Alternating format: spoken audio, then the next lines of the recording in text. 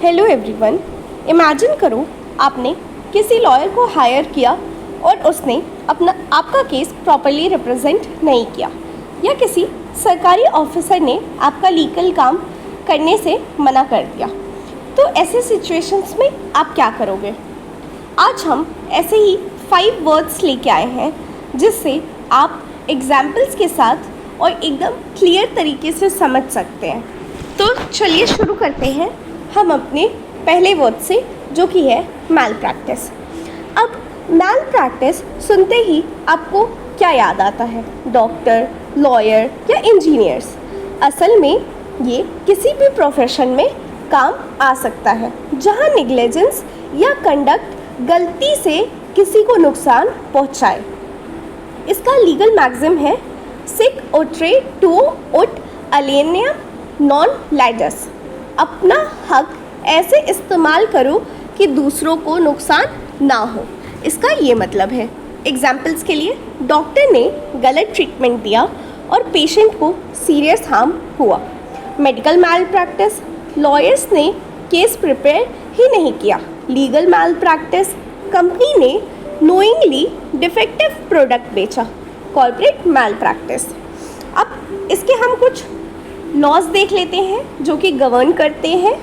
तो आईपीसी की section 304A में लापरवाही से मौत दी हुई है। कंज्यूमर प्रोटेक्शन एक्ट 2019 में कंपनसेशन का हक दिया हुआ है। एंड सिविल लाइबिलिटी में हानि के लिए मुआवजे का दावा है। आपके लिए एक क्वेश्चन है, अगर किसी टीचर की नेग्लिजेंस से स्टूडेंट फेल हो जाए तो क्या वो मैल प्रैक्टिस में आएगा? Please let us know in the comments. तो अब हम अपना दूसरा देखते हैं वर्ड, जो कि है मैंडेमस।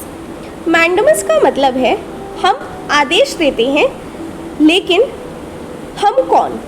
तो आंसर है कोर्ट, यानी सुप्रीम कोर्ट या हाई कोर्ट किसी गवर्नमेंट ऑफिसर, ट्रिब्यूनल या लोअर कोर्ट को कहे अपना काम करो, यही मैंडेमस है। मतलब कोई ऑर्डर देना। ये मैंडेमस कब इशू होता है? तो जब गवर्नमेंट ऑफिसर अपना लीगल ड्यूटी परफॉर्म नहीं कर रहा हो, कोई और इफेक्टिव लीगल रेमेडी अवेलेबल ना हो, एंड लास्ट सिर्फ पब्लिक ड्यूटीज़ के लिए। अब कॉन्स्टिट्यूशन में आर्टिकल 32 ये देता है कि सुप्रीम कोर्ट ऑर्डर जारी कर सकता है, एंड आर्टिकल 226 में दिया हुआ है कि हाई कोर्ट ऑर्डर जारी कर सकता है। एग्जाम्पल के लिए, गवर्नमेंट डिपार्टमेंट पेंशन रिलीज़ नहीं कर रहा है, कोर्ट कहेगा अब तुरंत रिलीज़ करो। ये होता है मैंडेमस। अब आपके लिए इसमें भी एक क्वेश्चन है, क्या आप बताओ मैंडेमस प्राइवेट कंपनी के लिए इशू हो सकता है कि नहीं?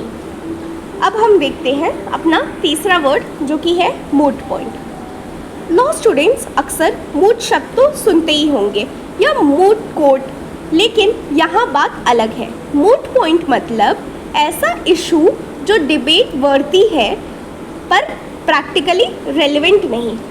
एग्जाम्पल से हम समझते हैं, रिपील लॉ पे डिस्कशन, मतलब ये वर्दी तो है बट इसका अभी प्रैक्टिकली कहीं इसका रेलेवेंट नहीं है। कोर्ट में ऐसा सवाल जो मेन केस से जुड़ा नहीं। एकेडमिक डिसीजन में ये कॉमन है, लेकिन कोर्ट में ज़्यादा काम नहीं आता है।